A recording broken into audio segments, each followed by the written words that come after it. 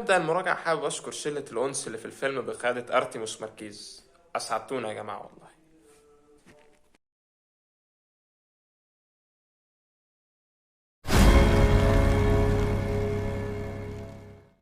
الفيلم بينطلق معانا من حادثة وفاة طالب في أكاديمية الشرطة، ولكنها مش حادثة عادية، واللي بيترأس التحقيق محقق ضابط. إنه بمساعدة الشخصيات الأخرى بيكتشف إن مرتكب الجريمة مش شخص واحد بس، ولكن مجموعة من الشخصيات.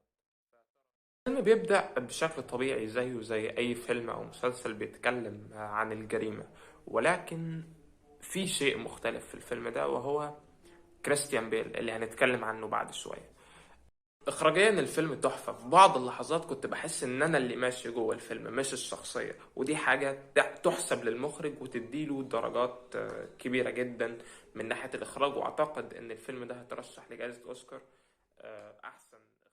الفيلم مش بيركز على الأحداث على قد ما بيركز على الإثارة والتشويق. هو بيخليك مترقب خيط دليل يوصلك لمشتبه بيه، مش بس القاتل، لأن الشك في قاتل والعثور على مرتكب الجريمة صعب جدا، والخيوط مش متشابكة في البداية، ولكن بنكتشف بعدين إن الموضوع ليه حل، وإن الجريمة ليها فاعل، وإن الموضوع معقد. بس مش عايزين نحرق الفيلم يعني.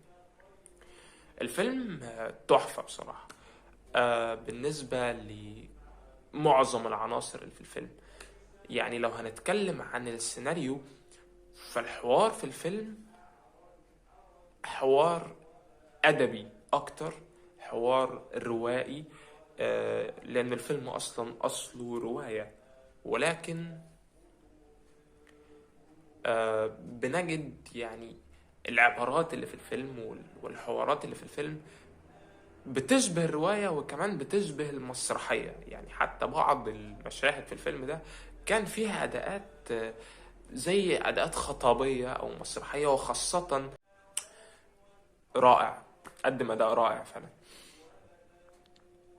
لو هنتكلم عن أداءات تمثيلية أخرى، عندنا هاري ميلينج اللي قايم بدور طالب في أكاديمية الشرطة، ولكنه مثقف وشاعر وبيساعد كريستيان بيل المحقق في اكتشاف الجريمة. أداؤه التمثيلي طبعا ممتاز جدا. الراجل ده كان عامل دور في The Devil All The Time، كان عامل دور رجل دين معتوه أو مجنون. في الفيلم ده الدور مش مختلف كتير، ولكنه في الفيلم ده أكثر عقلانية من The Devil All The Time، وقدم الدور بشكل ممتاز جدا. عندنا اللي قايمة بدور الأم، الأم لابن ماركيز أو مرات الطبيب، كانت عاملة الدور الشخصية النرجسية، الشخصية اللي هي حاسة بالذنب بشكل ما، بشكل ممتاز جدا. عندنا اللي قدم دور الطبيب الجراح، كان رائع.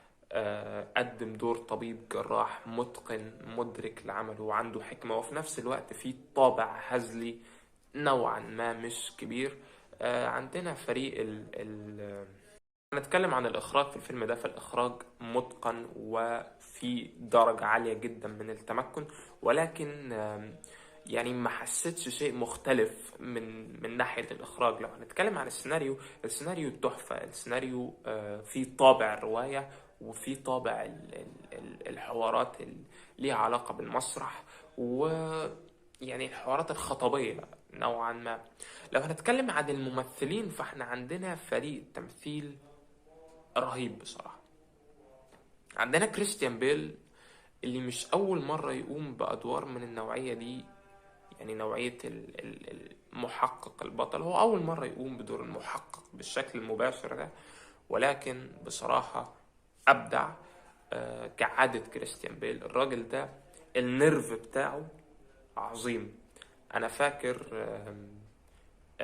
مشهد في فيلم ذا برستيج، كان المشهد اللي هو بتاع الحيلة السحرية بتاعت الرصاصة، ان هو يضرب الشخص اللي قدام الساحر يضرب الساحر برصاصة، فالساحر يمسك الرصاصة في ايده ويوريها للجمهور. فهو بيقدم اللعبة السحرية دي، كان بيقدمها بنيرف عظيم جدا. النيرف ده هو موجود في الفيلم ده، نيرف رهيب. انا استخدمت الصوت او النبرة بتاعت كريستيان بيل وانا بقرا دور في مسرحية احدى نوتردام في الكلية، والمخرج انبهر يعني، قال لي الله عليك. كنت مبسوط جدا يعني.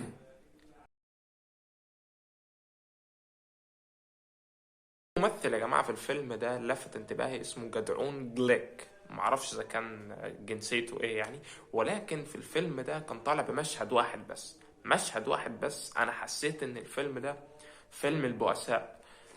المشهد كان رائع، اداؤه التمثيلي ساحر وجذاب، وخدم التويست اللي كانت في اخر الفيلم.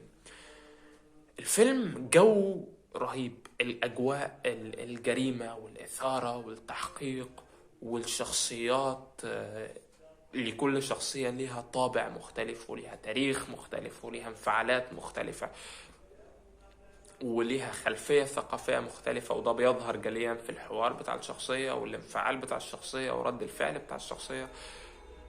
ده شيء أمتعني جدا. الأجواء بتاعت الفيلم كانت اكتر من رائعة وجذابة. انت وانت بتتفرج على الفيلم مش هتحس بلحظة ملل، ولو ان الفيلم طويل ولكنه ممتاز جدا. الفيلم يعني ينفع نقول عليه او يطلق عليه مصطلح ان هو فيلم ثري، ثري بالعناصر الفنية والعناصر الادبية والعناصر اللي فيها نوعا ما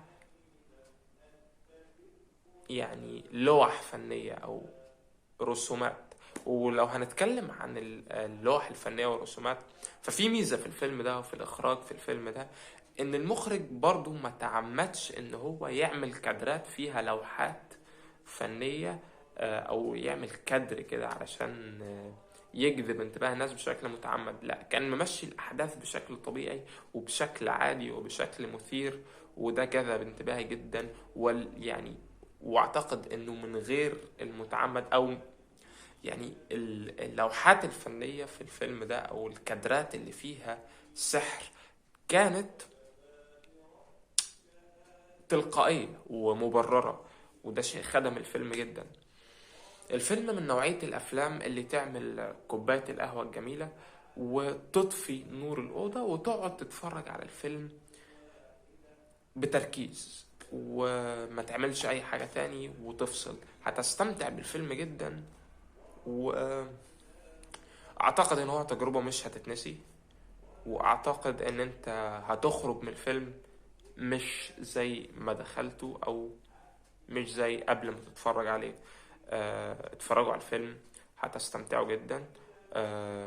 لو عجبتكم المراجعة ما تنسوش تعملوا لايك وسبسكرايب وكومنت وتفعلوا زر الجرس وتعملوا شير، وبس. سلام.